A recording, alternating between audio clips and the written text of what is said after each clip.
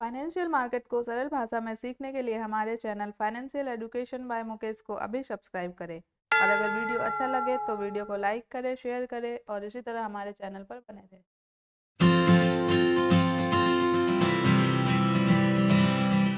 तो इस वीडियो में हम देखेंगे व्हाट इज पुट ऑप्शन। ठीक है, लास्ट वीडियो में आपने देखा कि कॉल ऑप्शन क्या होता है, कॉल ऑप्शन के डेफिनेशन देखे आपने, कॉल ऑप्शन किस तरह से डिनोट किया जाता है हमारे ब्रोकर अकाउंट में, कहाँ पे आपको कॉल ऑप्शन दिखाई देते हैं। इंडेक्स कॉल ऑप्शन देखे आपने, स्टॉक के भी कॉल ऑप्शन मैंने दिखाया है आपको, कहाँ पे आपको दिखाई देते हैं, कैसे ढूंढना होता है, कैसे बाय करना होता है, सेल करना होता है, वो सब भी दिखाया मैंने। सिमिलरली इस वीडियो में भी हम पुट ऑप्शन के बारे में समझने वाले हैं। इसके साथ ही हमने कॉल ऑप्शन में ऑप्शन बायर्स के व्यू एंड ऑप्शन सेलर्स के व्यू देखे थे प्रॉफिट एंड लॉस को लेकर।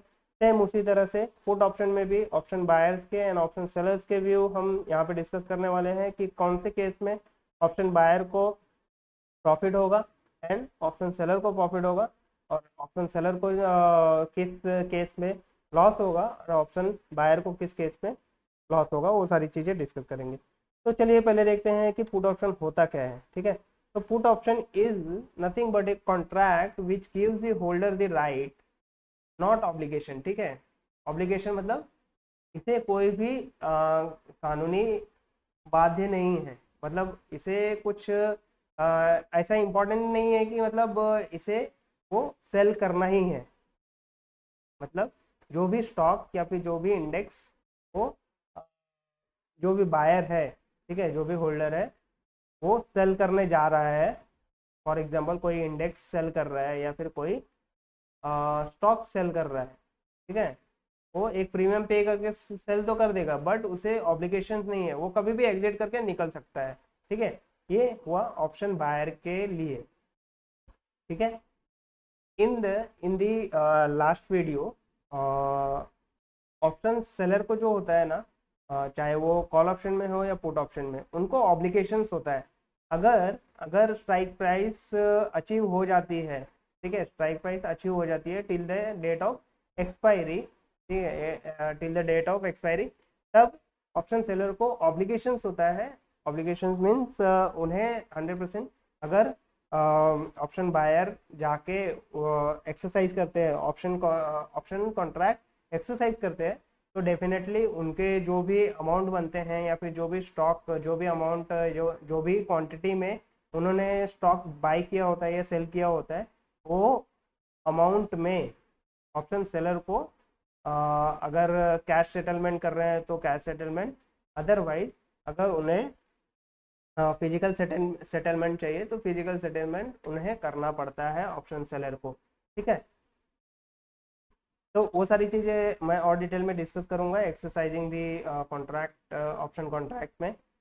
उसके वीडियो में मैं आपको डिटेल में डिस्कस करूंगा। फिलहाल मैं यहाँ पे यही बता रहा था कि ऑप्शन बायर्स को कोई ऑब्लिगेशंस नहीं होता है, सिर्फ उसे राइट होता है कि किसी भी इंडेक्स को या फिर किसी भी स्टॉक के ऑप्शन को वो सेल कर सकता है, किसी भी स्टॉक को सेल कर सकता है एक पर्टिकुलर प्री स्पेसिफाइड प्राइस पे। ठीक है, किसी भी स्टॉक को या किसी भी इंडेक्स को, मतलब किसी भी अंडरलाइंग एसेट को एक प्री स्पेसिफाइड प्राइस पर, जिसे हम स्ट्राइक प्राइस भी कहते हैं, उस पर वो सेल आउट कर सकता है before an expiry date, predetermined expiry date, पहले से डिटरमाइंड। मतलब पुट ऑप्शन में क्या होता है, पुट ऑप्शन में क्या होता है कि जो भी होल्डर होता है या फिर जो भी ऑप्शन बायर होता है वो जाता है ऑप्शन सेलर के पास और वो बोलता है कि भैया मुझे लग रहा है कि मार्केट काफ़ी ऊपर आ चुकी है, ठीक है, अब इस प्राइस से मुझे लगता है कि मार्केट नीचे जाने वाली है। तो क्या करता है, उसी प्राइस के टाइम, ठीक है, एक पर्टिकुलर स्पेसिफाइड प्राइस पे, स्ट्राइक प्राइस पे मान लेते हैं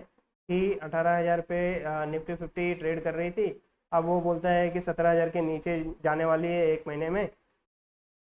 तो ऑप्शन सेलर को कहता है कि आप मुझे एक प्रीमियम पे करता हूँ मैं, और उसके बेसिस पे आप एक पुट ऑप्शन कॉन्ट्रैक्ट साइन करो, जिसमें जिसमें अगर मार्केट प्राइस 17,000 के नीचे जाती है तो आप जो भी प्रीमियम अमाउंट बढ़ेगा या फिर जो अमाउंट उसका बनेगा मेरा प्रॉफिट का, तो वो आप मुझे पे कर दोगे। ठीक है, तो इस तरह से पुट ऑप्शन कॉन्ट्रैक्ट साइन होता है दोनों के बीच में, कि आप अपने ब्रोकर पे, ऑफकोर्स ये एक स्टेटमेंट है जो मैं आपको एक्सप्लेन कर रहा हूँ, बट डेफिनेटली आपके ब्रोकर अकाउंट पर आप वहाँ पे बाय करते हैं, उसी टाइम पर जो ऑप्शन सेलर होता है वो सेल करता है। ठीक है, इस तरह से आपका बाइंग एंड सेलिंग होते रहता है और उसके उसी के बेसिस पे आपका ट्रेड एग्जीक्यूट होता है। तो यहाँ पे आपने पुट ऑप्शन में आप समझ गए कि किसी भी अंडरलाइंग एसेट को आप सेल कर सकते हैं, आपको राइट होता है, ऑब्लिगेशन कोई नहीं है।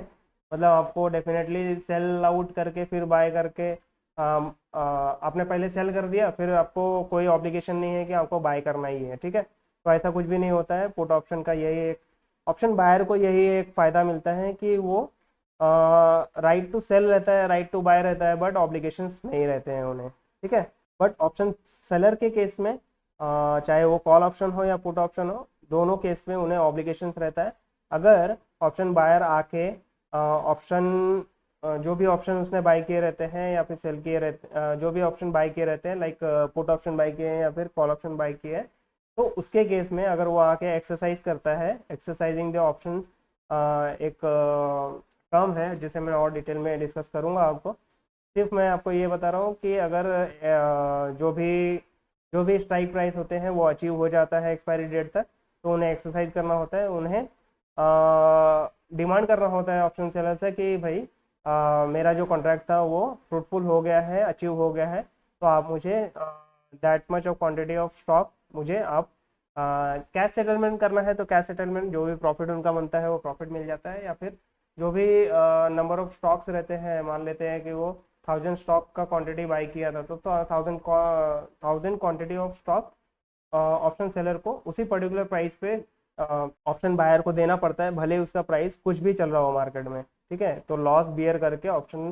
सेलर को उस पर्टिकुलर प्राइस में, जिस प्राइस में ऑप्शन बायर ने कॉन्ट्रैक्ट किया था या फिर ऑप्शन बायर ने बाई किया था ऑप्शन, तो उसी प्राइस में ऑप्शन सेलर को सेल आउट करना पड़ता है और ऑप्शन बायर को उसके अमाउंट देने होते हैं। ठीक है, फॉर एग्जांपल पुट ऑप्शन के केस में क्या होगा, पुट ऑप्शन के केस में मान लेते हैं कि ऑप्शन बायर जाता है ऑप्शन सेलर के पास, वो बोलता है रिलायंस का स्टॉक आज के डेट में 2500 रुपये के आसपास ट्रेड कर रहा है, और ऑप्शन बायर बोलता है कि मैं थोड़ा प्रीमियम पे कर रहा हूँ आपको, और उसके बेसिस पे मुझे लग रहा है कि ये आगे चल के 2000 रुपये पे ट्रेड करेगा या फिर 2200 रुपये पे ट्रेड करता हुआ नजर आएगा। ठीक है, एक हफ्ते के बाद तो मार्केट में सच में ऐसा मूवमेंट आ जाता है कि यहाँ से मार्केट डाउन जाने लगती है और 2200 रुपये तक पहुँच जाती है एक हफ्ते में।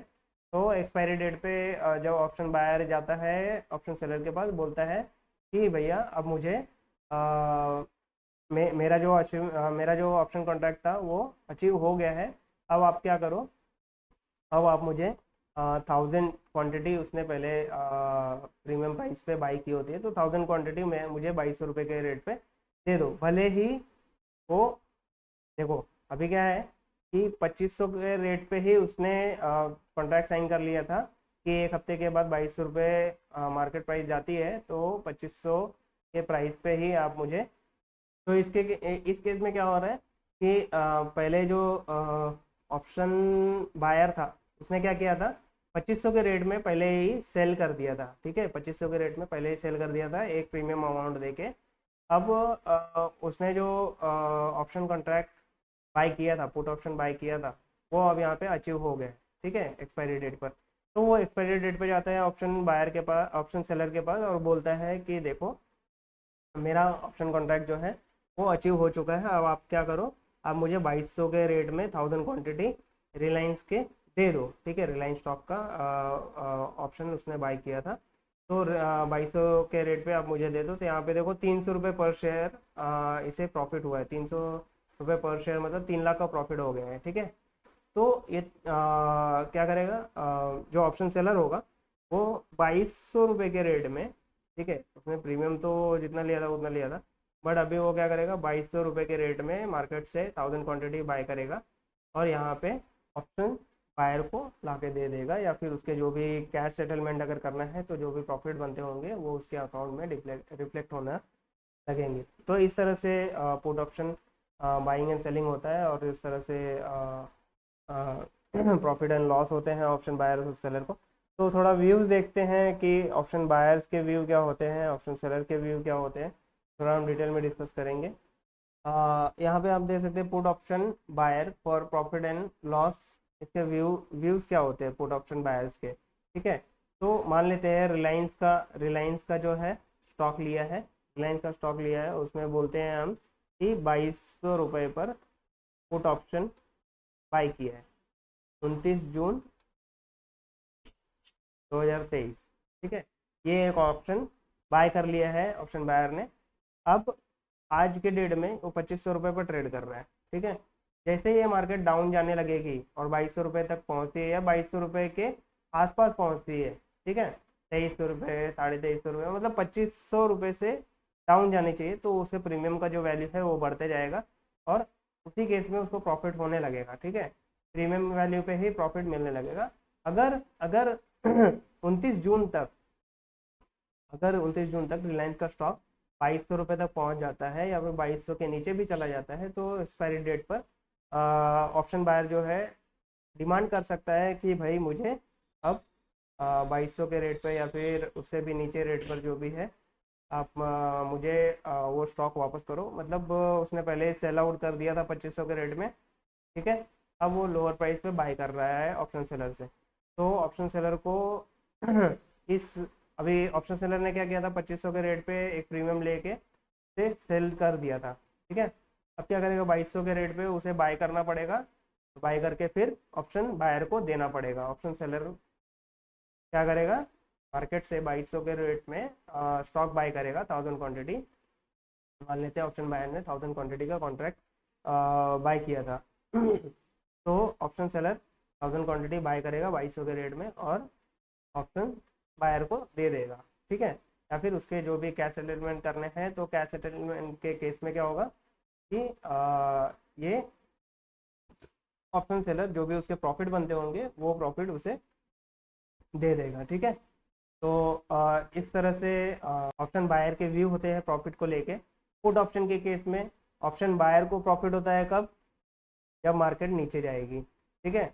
अगर मार्केट साइडवेज जाने लगी या ऊपर जाने लगी तो उसे लॉस होगा, ठीक है। दो केस में लॉस और एक केस में ही प्रॉफिट होगा ऑप्शन बायर को, ठीक है। तो ये ऑप्शन बायर के लॉस है, ये ऑप्शन बायर के लॉस है। तो ऐसे व्यूज होते हैं।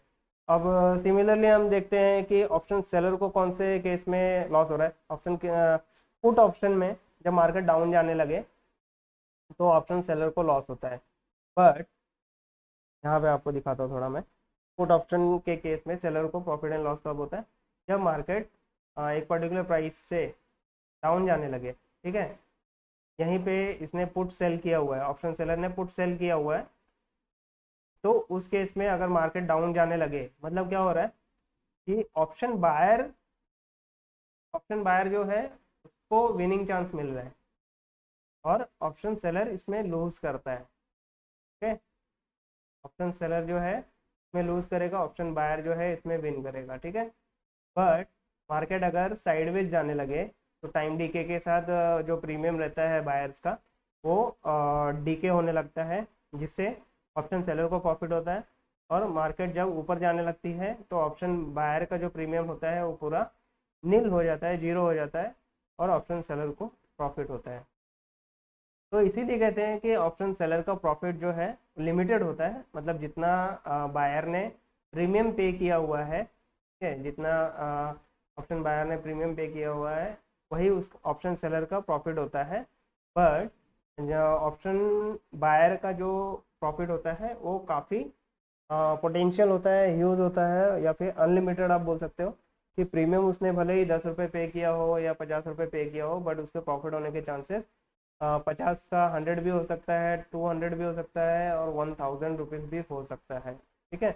तो इस तरह से इनके पोटेंशियल रिटर्न्स के चांसेस होते हैं ऑप्शन बायर्स के। और इस तरह से ऑप्शन सेलर को दो केस में प्रॉफिट होता है, एक केस में लॉस होता है, ठीक है। थोड़ा समराइज करते हैं, यहाँ पे थोड़ा समराइज कर लेते हैं कॉल ऑप्शन और पुट ऑप्शन को दोनों को लेके। यहाँ पे मैं थोड़ा समराइज कर देता हूँ कि दोनों में व्यूज़ कैसे होते हैं ऑप्शन बायर्स को लेके और ऑप्शन सेलर्स को लेके, ठीक है। तो थोड़ा हम यहाँ पे समराइज करते हैं तो थोड़ा ज़्यादा क्लियर हो जाएगा। कॉल ऑप्शन के केस में अगर बायर की बात की जाए, ठीक है, बायर की बात की जाए यहाँ पे सेलर हम लिखते हैं। कॉल ऑप्शन के केस में मार्केट अगर ऊपर जाती है तो बायर को प्रॉफिट होता है, साइडवेज जाती है तो लॉस होता है, और डाउन जाती है तो लॉस होता है। ठीक है। अभी इसी कॉल ऑप्शन के केस में ही सेलर को प्रॉफिट कब होगा? जब जब मार्केट नीचे जाएगी तो सेलर को प्रॉफिट होगा। ठीक है, सेलर को प्रॉफिट होगा। और जब साइडवेज जाएगी तब सेलर को प्रॉफिट होगा। और ऑप्शन सेलर को लॉस कब होगा? जब मार्केट ऊपर जाएगी। क्योंकि कॉल ऑप्शन का मीनिंग ही वही है कि मार्केट ऊपर जा रही है। ठीक है, बायर के टर्म्स में। तो जब सेलर एनालिसिस करते हैं या फिर ऑप्शन चेन एनालिसिस करते हैं तो हम लोग सेलर के व्यूज़ के हिसाब से ही करते हैं। ठीक है, सेलर के व्यूज़ के हिसाब से करते हैं जब भी ऑप्शन चेन एनालिसिस हम करेंगे तब। ठीक है, तो इस तरह से कॉल ऑप्शन में प्रॉफिट एंड लॉस होता है बायर्स एंड सेलर्स को। और पुट ऑप्शन के केस में बायर को प्रॉफिट कब होगा? जब मार्केट डाउन जा रही है तब उससे प्रॉफिट होगी, और जब साइडवेज जा रही है तो लॉस होगा, और अपवर्ड जा रही है तो लॉस होगा। सिमिलरली सेलर को जब मार्केट डाउन जा रही है तो लॉस होगा, मार्केट अगर साइडवेज है तो प्रॉफिट होगा, मार्केट अगर अप जा रही है तो प्रॉफिट होगा। ठीक है, हर केस में 2/3 में उनका विनिंग रेट है, 1/3 में लॉस है। ये 2/3 चांसेस जो है या फिर 67% चांस जो है, ये 33% चांसेस है ऑप्शन सेलर के लूज होने के, और 67% चांसेस है ऑप्शन सेलर के विन करने के। सिमिलरली ऑप्शन बायर के विनिंग चांसेस हैं 33%। ठीक है, और लूज परसेंटेज जो है, लूजिंग प्रोबेबिलिटी है वो 67% के हैं। ठीक है, तो इस तरह से option trading option buyers and sellers के बीच में होती है, और इस तरह से प्रॉफिट एंड लॉस होता है। ओके, इसके साथ ही मैं आगे आपको बताऊंगा कि इन द मनी क्या होता है, आउट ऑफ द मनी क्या होता है, एट द मनी क्या होता है। ये सारे प्राइस कहाँ पे देखने होते हैं, किस तरह से देखने होते हैं, और उसके एग्जांपल भी मैं आपको एक्सप्लेन करूंगा। तो आज के वीडियो में इतना ही। Thank you so much. इसी तरह के और भी वीडियोस ऑप्शन सेलर के सीरीज़ में मैं कंटिन्यू ऐड कर रहा हूँ, तो डेफिनेटली बने रहें फाइनेंशियल एजुकेशन बाय मुकेश के साथ। तो thank you so much, all the best, keep growing, keep educating yourself. Thank you so much.